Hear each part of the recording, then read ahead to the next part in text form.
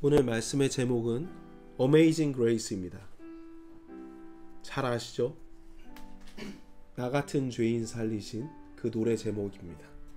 네, 이걸 번역하면 놀라운 주의 은혜입니다. 지난주 제가 아이들과 여행 가서 에베소서 2장 8절 9절 말씀에 대해서 나눈 적이 있었습니다. 제가 너무나 사랑하고 복음을 전할 때 자주 인용했던 구절이기 때문에 제가 이 말씀에 대해서 자신이 있었어요. 제가 다시 한번 이 말씀을 상기시켜 드리기 위해 여러분 앞에서 읽도록 하겠습니다. 너희가 믿음을 통해 은혜로 구원을 받았나니 그것은 너희 자신에게서 난 것이 아니요 하나님의 선물이니라. 행위에서 난 것이 아니니 이것은 아무도 자랑하지 못하게 하려 함이라 하셨습니다. 제가 아들에게 구원은 어떻게 받지? 하고 물었습니다.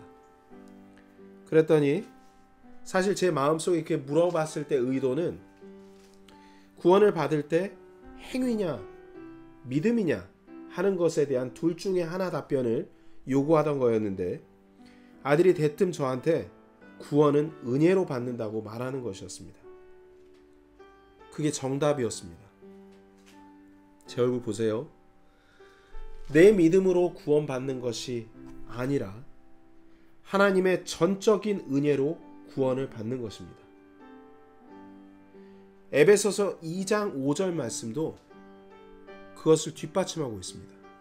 심지어 우리가 죄들 가운데서 죽었을 때에 우리를 그리스도와 함께 살리셨고 너희가 은혜로 구원을 받았느니라. 아멘. 그런데 언제부턴가 하나님의 은혜보다 믿음을 먼저 내세우고 강조했던 저 자신을 그 시간에 돌아보게 됐습니다. 우리가 알다시피 구원은 율법의 행위로는 받을 수 없다고 성경은 못 받고 있죠. 그럼에도 불구하고 많은 종교인들이 하나님의 전적인 사랑, 긍휼, 은혜의 집합체이자 완성품인 이 구원에 자신의 행위를 더하고자 했습니다. 결국 그들이 어떻게 됐습니까? 어떤 행위로도 의로워지지 못했고 그들은 지옥에 갔습니다. 여기서 우리 그리스도인들이 그냥 믿음으로 구원받는다고, 주님의 믿음을 통해 은혜로 구원을 받는다고 우리가 방심해서는 안 됩니다. 우리가 지옥에 가지는 않지만 우리가 주의해야 할 것이 있다는 얘기입니다. 우린 행위 구원을 따르지 않지만 우리가 받은 믿음마저도 대단한 행위인 것처럼 자랑하고 있는 나 자신 혹은 여러분 자신을 발견해야 된다는 것입니다. 우리가 믿은 것이 아닙니다, 여러분. 믿어진 것입니다. 주님의 말씀과 성령님을 통해서 믿어진 것입니다. 우리의 힘으로 믿음이 좋아진 것처럼 그것을 꾸며서는 안 됩니다. 교회에서나 세상에서 저 사람 믿음 좋은 사람이야 하고 인정받고 싶어 하지 마십시오. 만약 그랬다면 회개해야 합니다. 성도 여러분, 하나님께서 말씀과 성령님을 통해 주신 이 믿음을 내 믿음인 양 하는 것도 모자라서 우리끼리 네 믿음이 좋냐 내 믿음이 좋냐 하고 싸우는 경우가 있죠. 참으로 하나님 보시기에 한심한 일이 아닐 수가 없습니다. 게다가 나에게 주신 믿음을 하나님의 은혜보다 먼저 강조하고 있는 모습이 더 잘못된 모습입니다. 하나님의 은혜가 먼저 있고 난 다음에 우리의 믿음이 그 은혜를 떠먹는 숟가락처럼 그것을 받은 것입니다. 맞죠, 여러분? 이걸 잘 기억하십시오. 그 거대하신 하나님의 은혜가 먼저인 것입니다. 여러분, 은혜가 뭡니까? 은혜가 뭐죠? 워낙 많이 들어봤잖아요. 모든 것이 하나님의 은혜예요. 다 은혜예요. 그 크신 하나님의 사랑이고 은혜예요 라고 얘기하잖아요. 그럼 은혜가 뭡니까? 에베소서 2장 1절 말씀에 은혜에 대해서 나옵니다. 같이 한번 읽어보겠습니다. 에베소서 2장 1절 말씀 큰 목소리로 함께 읽도록 하겠습니다. 시작. 또 그분께서 범법과 죄들 가운데서 죽었던 너희를 살리셨도다. 이게 은혜입니다. 지옥 갈 사람을 천국으로 옮기시는 것, 그게 은혜입니다. 맞습니까? 100% 지옥에서 멸망당할 마귀의 자식들을 하나님의 기가 막힌 사랑으로 자녀 삼으신 것이 은혜입니다. 구원받을 자격이 1도 아니고 단 0.00001도 없었는데 하나님의 전폭적인 사랑으로 인종이나 지위고하를 막론하고 묻지도 따지지도 않고 모두 구원해 주시는 것, 바로 그것이 은혜입니다. 어떤 커트라인도 없는 것, 그것이 하나님의 은혜입니다. 그것을 우리가 알고 받아들인 것입니다. 오늘 말씀의 제목이 Amazing Grace죠. 우리 찬송가에 나 같은 죄인 살리신이 있습니다. 가사 내용이 에베소서 2장 1절 말씀을 그대로 담아놓은 것입니다. 제가 불러보겠습니다. 나 같은 죄인 살리신 주 은혜 놀라와 잃었던 생명 찾았고 광명을 얻었네. 2장 1절 맞죠? 또 그분께서 범법과 죄들 가운데서 죽었던 우리를 살리셨도다. 여러분, 하나님의 은혜가 이것뿐이겠습니까? 뭐가 있을까요? 에베소서 2장 6절과 18절 19절을 보면 하나님의 은혜가 나옵니다. 더 구체적이고 자세한 하나님의 은혜를 찾아보겠습니다. 에베소서 2장 6절 말씀 제가 읽겠습니다. 또 함께 일으키사 그리스도 예수님 안에서 우리를 하늘의 처소들에 함께 앉히셨으니. 이미 우리를 하나님께서 하늘의 처소들에 함께 앉히셨습니다. 하나님은 영이시죠? 우리의 영의 위치가 하나님의 처소들, 하늘의 처소들에 함께 앉혀진 것입니다. 영은 시공을 초월합니다. 이미 우리의 영이 거기가 있고 우리의 영이 여기 있는 것입니다. 2장 18절 말씀 읽겠습니다. 어떤 은혜가 있는지 기대하면서 들으십시오. 그분을 통하여, 예수 그리스도를 통하여 우리 둘이 한 성령을 힘입어 아버지께로 나아감을 얻나니. 우리가 직접 하나님 아버지께로 나아갈 수 있게 된 것입니다. 19절 말씀 보겠습니다. 그러므로 이제 너희는 더 이상 낯선 자와 외국인이 아니요 오직 성도들과 더불어 동료 시민이요 하나님의 집안에 속한 자들입니다. 엄청나죠, 여러분? 처음부터 끝까지 영원까지 다 주신 은혜입니다. 할렐루야. 이에 대한 기쁨을 찬송가에서, 나 같은 죄인 살리신 그 찬송가에서 너무나 잘 표현하고 있어요. 3절과 4절에서. 그리스도의 인생 여정이 3절에는 나와 있는데요. 이제껏 내가 산 것도 주님의 은혜라. 또 나를 장차 본향에 인도해 주시리. 4절은 하늘 본향을 소망하며 마치 하늘에 있는 것처럼 썼습니다. 거기서 우리 영원히 주님의 은혜로 해처럼 밝게 살면서 주 찬양하리라. 아멘. 구원과 이 땅에서의 그리스도인의 인생의 여정, 그리고 하늘에서의 영원한 소망까지, 이게 어메이징 그레이스입니다. 놀라운 하나님의 은혜입니다. 여러분, 하나님의 은혜의 크기는 제한이 없어서 그 어떤 죄인이라도 구해내십니다. 그 은혜의 효력은 영원해서 우리의 구원을 영원토록 보장하십니다. 요한복음 10장 28절 말씀, 이 아름다운 구절을 여러분들께서 보시기 바랍니다. 요한복음 10장 28절에 내가 그들에게 영원한 생명을 주노니 그들이 결코 멸망하지 않을 것이요 또 아무도 내 손에서 그들을 빼앗지 못하리라 하셨습니다. 이 말씀 여러분 꼭 기억하시고 하이라이트 하시고 힘이 빠지실 때마다 주님의 은혜를, 영원한 하나님의 구원의 보장을 이 말씀으로 여러분들께서 마음에 품으시고 스스로 되뇌이시기 바랍니다. 오늘 제가 어떻게 하나님의 은혜를 몇십 분 동안 다 전할 수가 있겠습니까? 제 평생을 다 바쳐도 1000만분의 1도 못 표현할 것입니다. 하나님의 은혜가 얼마나 그리스도인의 삶에 있어서 중요한지 여러분들께서 조금이라도 이 시간을 통해서 인지하셨으면 좋겠습니다. 그래서 우리는 이 놀라운 은혜에 대해 앞섰던 믿음의 선진들처럼 이 말씀을, 이 은혜를 연구하고 탐구해야 합니다. 그냥 하나님의 은혜야 라고 쉽게 하나님의 은혜를 소홀히 여겨서는 안 됩니다.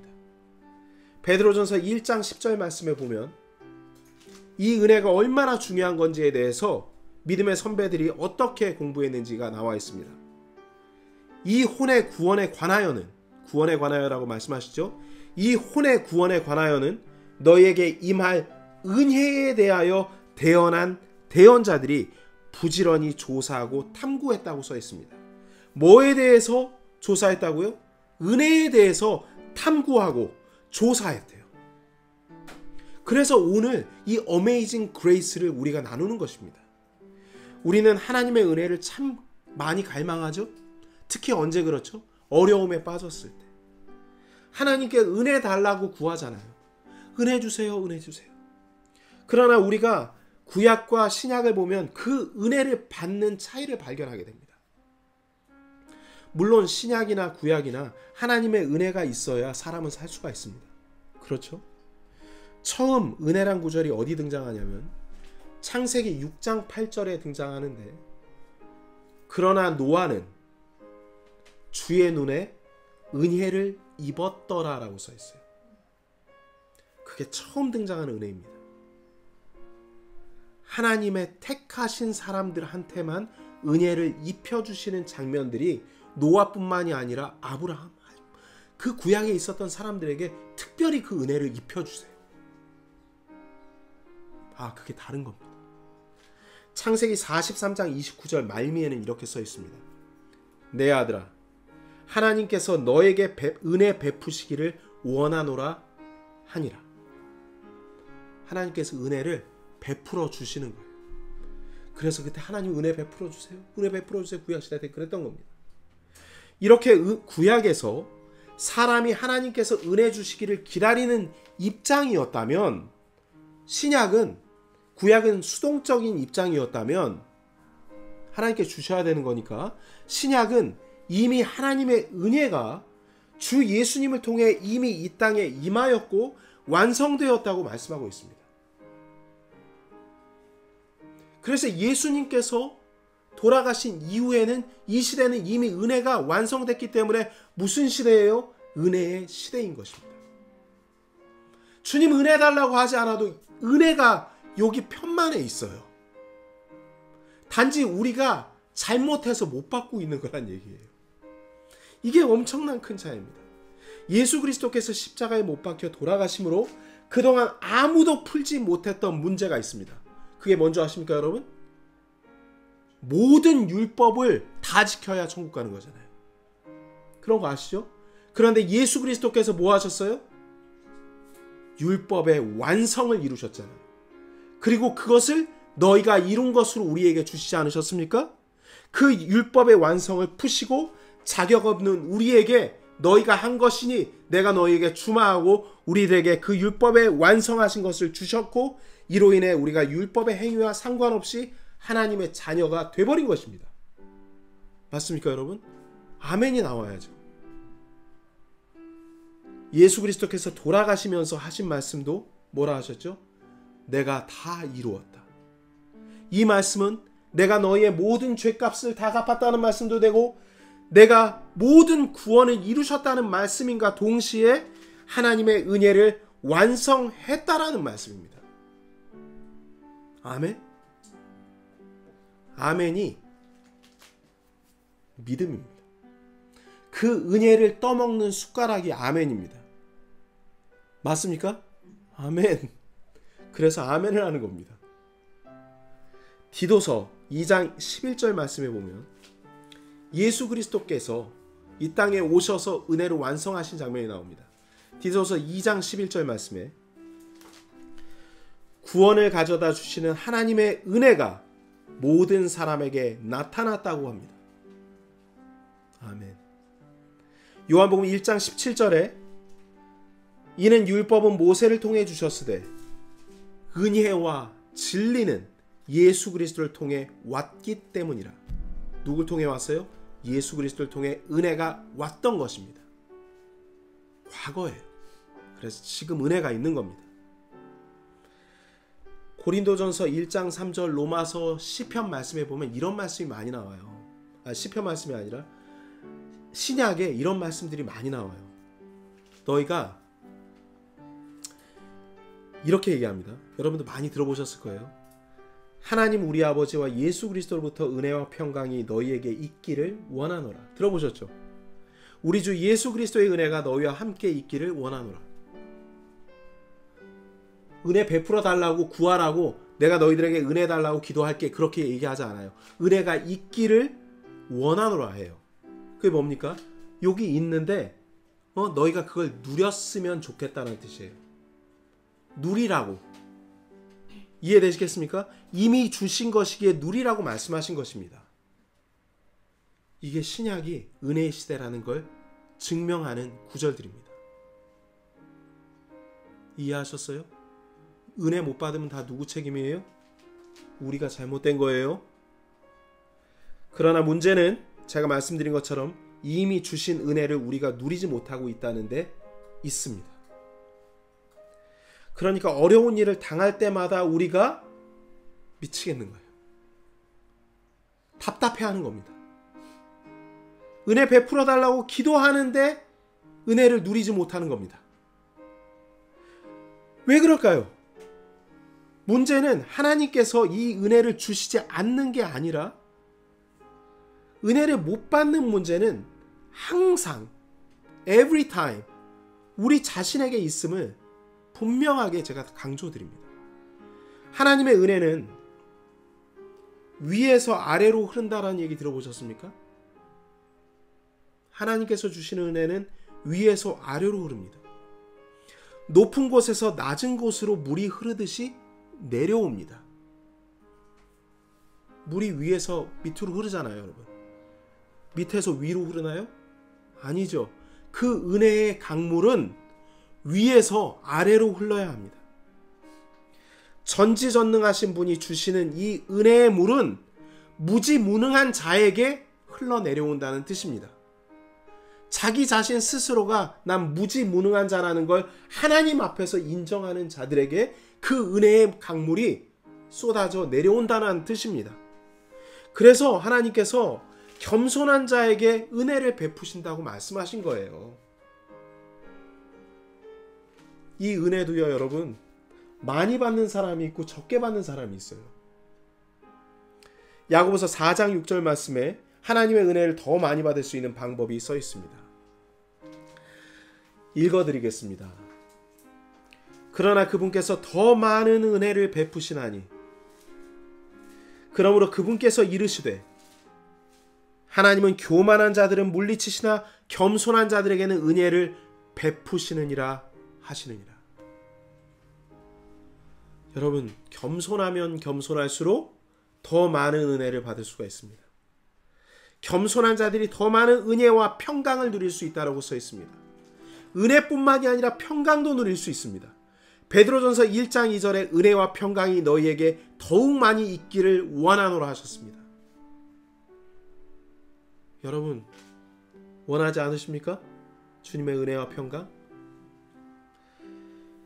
그래서 자신이 무엇인가 되는 것처럼 아는 척 하지 말라고 주님께서 경고하세요. 왜? 은혜를 누리지 못할까 조심하라고 하시는 겁니다.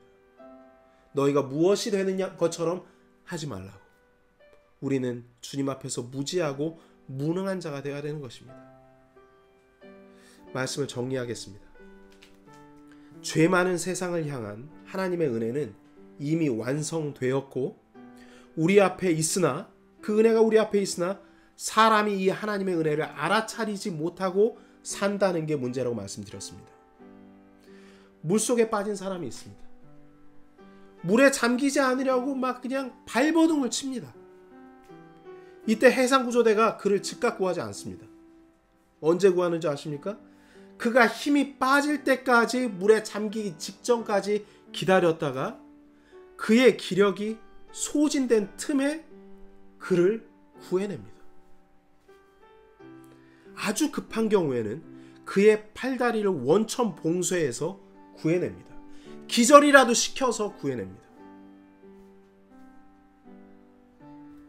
우리의 헛된 몸부림과 노력이 끝나야 하나님의 은혜를 이룰 수 있다는 뜻입니다.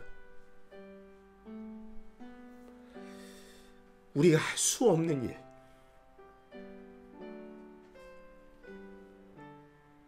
어머니가 아파서 우리가 할 수 있는 게 아무것도 없었잖아요. 그때 어떻게 했습니까? 우리는 기도만 했습니다. 주님을 찾았습니다.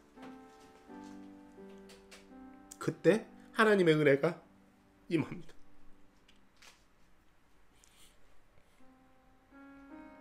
원리는 아주 간단합니다.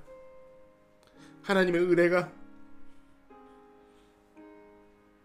나 개인과 우리 가정에게 그 풍성한 은혜가 넘치게 하기 위해서는 우리 자신의 헛된 몸부림이 끝나야 됩니다. 하나님의 영광을 위해서 선교센터를 짓겠다는 사람이 있습니다. 그 선교센터 자금을 마련하기 위해 악착같이 일합니다. 밤낮 가리지 않고 각고의 노력을 기울였는데 몸과 마음만 지치고 아무것도 이루어진 것이 없다면 뭐가 그에게 잘못된 것일까요? 주님의 은혜가 비집고 들어올 틈이 없지 않습니까? 자기 힘으로 그의 육신의 강력한 의지와 집착으로 주님을 대신하려고 했기 때문에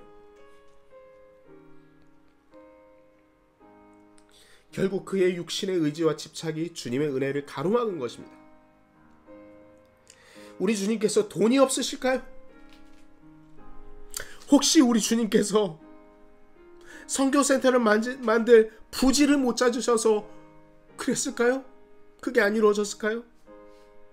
혹시 우리를 위한 동역자를 구하지 못하셨던 걸까요? 아닙니다. 우리가 준비가 안 됐기 때문입니다. 주님께 맡길 준비가 안 되어 있기 때문입니다. 주님을 향한 사역에 대한 열망이 여러분이 있으십니까? 있으세요? 모든 은혜의 하나님께 구하시기 바랍니다. 성경은 하나님을 모든 은혜의 하나님이라고 말씀하십니다. 하나님께 구합시다. 주님께서 바라고 믿고 기도하는 자에게, 자격 없음을 인정하는 자에게 하나님의 넘치는 은혜를 쏟아 부어주실 줄 믿습니다.